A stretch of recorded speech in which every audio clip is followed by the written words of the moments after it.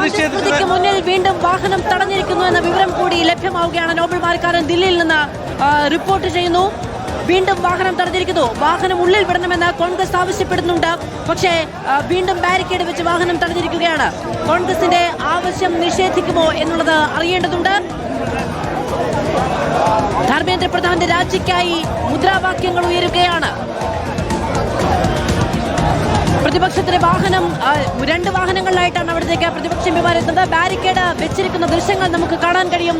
വാഹനത്തിന് മുന്നിലായി ബാരിക്കേഡ് വെച്ചിരിക്കുന്ന ദൃശ്യങ്ങൾ നമുക്ക് കാണാൻ കഴിയും. 3-4 ഇടത്ത് ഇത്തരത്തിൽ ബാരിക്കേഡ് വെച്ച് വാഹനം തടഞ്ഞിരുന്നു. അതൊക്കെ തകർത്തുകൊണ്ടാണ് വാഹനം മുന്നിലേക്ക് വന്നത്. നോബൽ മാരിക്കാരൻ വിവരങ്ങളുമായി ചേരുകയാണ്. നോബൽ, ഒരു കാരണവശാലും മുന്നോട്ട് വിടില്ല എന്നാണോ പോലീസ് നിലപാട്?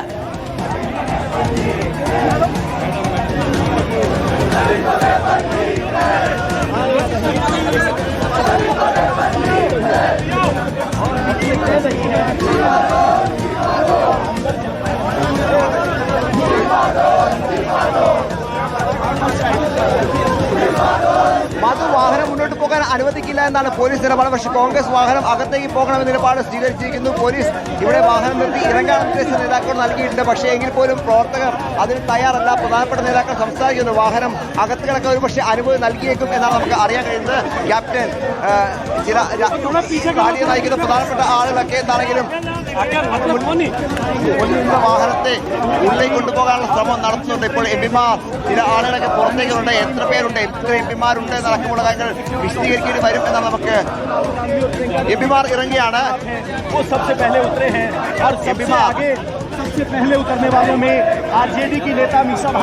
മിസാ ഭാരതിയാണ് ഇപ്പോൾ ആദ്യം ഇറങ്ങിയിരിക്കുന്നത്. രാജ്പ്രസാദിന്റെ മകളാണ്.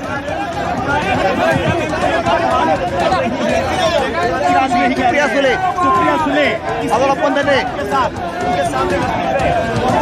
മഹുവ മൊയ്ത്ര, അതോടൊപ്പം തന്നെ കുമാരി ഷെൽജ അടക്കമുള്ള ആളുകൾ പുറത്തേക്ക് ഇറങ്ങിയിരിക്കുന്നു.